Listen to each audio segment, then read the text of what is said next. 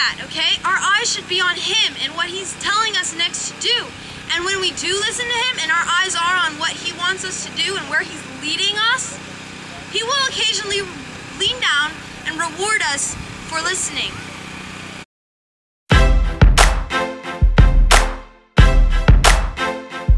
I got waves that are tossing me, crashing all over my beliefs.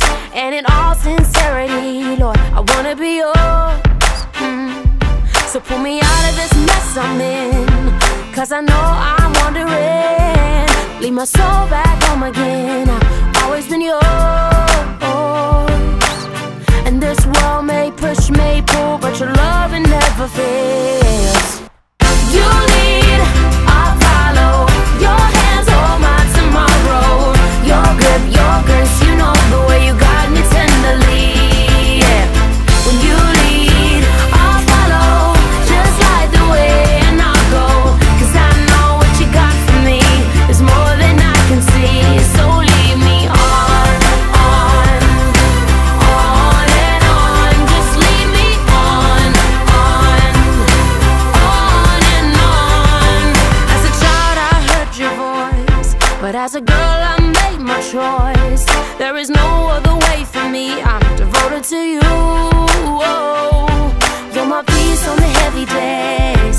You're the warmth of an autumn blaze. Your love carries me away, and it's never too soon, no. And this world may push, may pull, but your mercy never fails. You lead, I'll follow. Your hands hold my tomorrow. Your grip, your grace, you know the way you got me tenderly.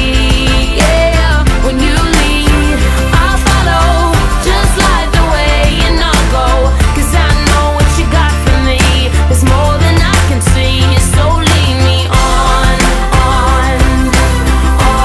and on. Just lead me on and on. Sometimes when I wake up, I don't wanna rise up out of my bed. Too many thoughts in my head. Don't wanna be who I used to be.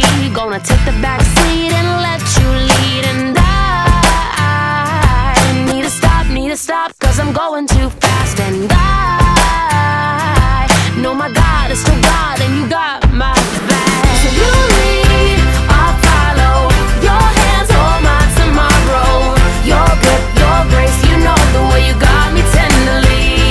Yeah, when you lead, I'll follow, just like the way, and I'll go, 'cause I know what you got for me is more than I can see. So lead me on, lead me on.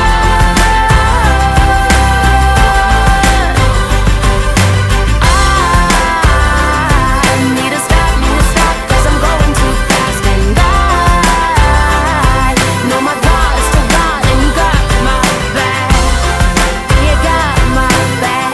Yeah. I know you got me, I know you got me, I know you got me, yeah. Lead me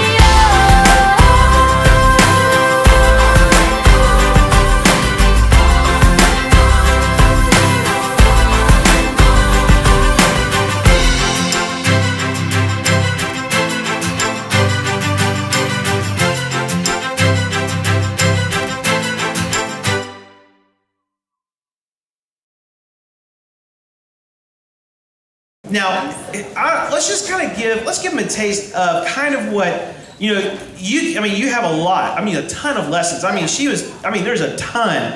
I'm like, man, you could speak for a week with everything you have here, but give them a taste of like one illustration of how you share the gospel, but yet you use mango. This is really cool. You got to see this. All right, well, one of them is chocolate. Chocolate, if you don't know, is poisonous to dogs. It can make them extremely sick, or it could even possibly kill them, depending on how much they eat. And in my analogy, the chocolate represents sin to us. And I love Mango, and I care about him, and he's the dog that I really wanted for a very long time. And so I care about this dog, right? And so I'm going to try to keep that away from him, because I don't want him to get sick, and I don't want him to have that kind of pain. And so I'm going to try really hard to keep it away. And we're the same way with God. It's like, okay, well, God loves us so much. And that's the whole point. I mean, not the whole point, but that's part of the point of the Bible. Is there's so many things in the Bible, and you might think it's like, oh, he's just telling me what to do. And it's not the case.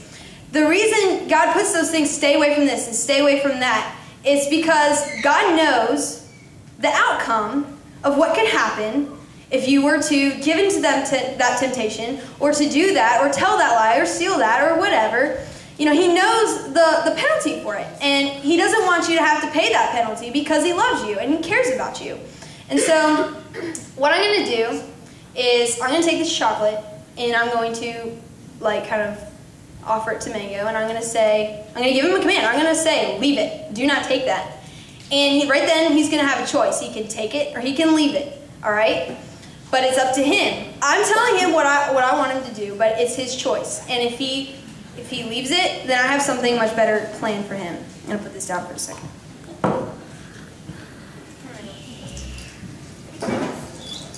Look. Leave it.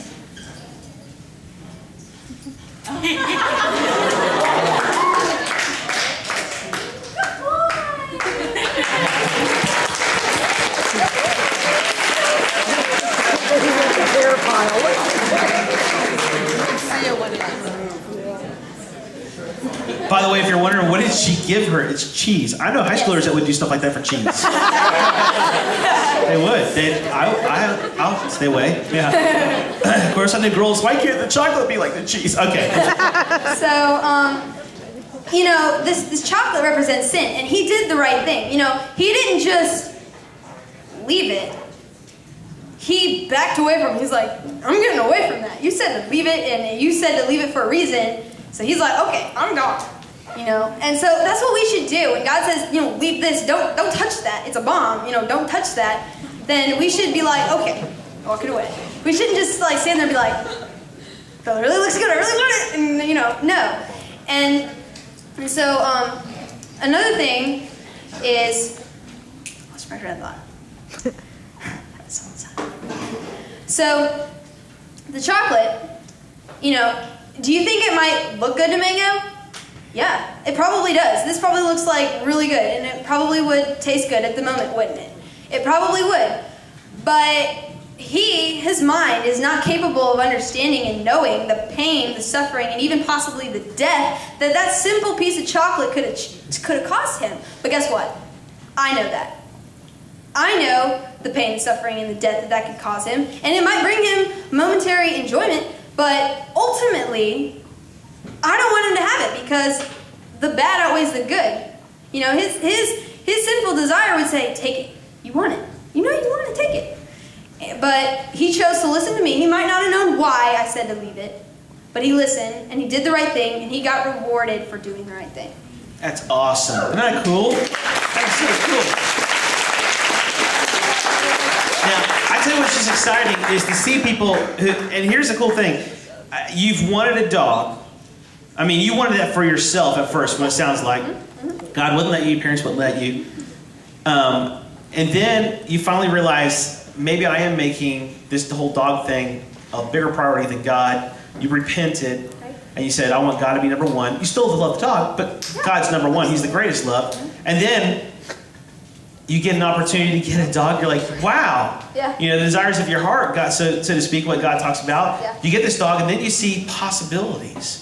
But then at the same time, God's like, I just want to give you a taste of this, but wait. I know what you're seeing, but wait. And God does a great work in your life. It seems like he took the priority that you had in your life and really fanned that passion that you have for him so that the platform he's given you will be used correctly for him so that it wouldn't become the chocolate in your life. And so with that, you've actually created a ministry. What's the name of the ministry that you have? Well, I own my own dog business. It's called Wonderwoof. That's why I have this shirt. And I groom, train, and pet sit dogs. And then, of course, I do demos and stuff like this. And when I heard Austin Gutmein's testimony at the Revolve Tour, it just really encouraged me. And I'm like, you know what? I should use my business in some way, to do something like what he's doing. So I decided that 50% of all my profits that I got would go directly to World Vision and Hoops of Hope to help orphans in Africa. And I'm so thankful that God has provided that for me and to be able to do that, and how He's even used Mango. I mean, like, there's so many things that I could tell you about him that directly could relate to God. Even the fact that I saved him and adopted him from an animal shelter. I mean, if I had not have saved him, he would have died. And so, it's just really cool. Even that I could use, you know. No one wanted him. The world didn't want him. But me, being like God to us, I loved him and I wanted him and I cared about him. And I'm like, you know what? I see so much more. I have better plans for this dog than this dog could ever imagine for himself. And so I'm like, you know what, Mango? I love you and I'm going to adopt you into my family. And I'm going to do much more with you than you could ever even imagine. And God said that to me. He's like, I'm giving you this dog as a gift. Use him for me. And, you know, he has better plans for me than my mind is even possibly capable of understanding and knowing. And God does that because he loves us so much. And he wants to bless us. So, yeah. That's awesome. Now, does Mango have a Facebook? Yes, Mango has a Facebook. What do we have to do to find Mango's Facebook? What do they need to type in? Just type in Mango Peplin. Peplin. Awesome. So you get to see the adventures of Mango if you become his friend.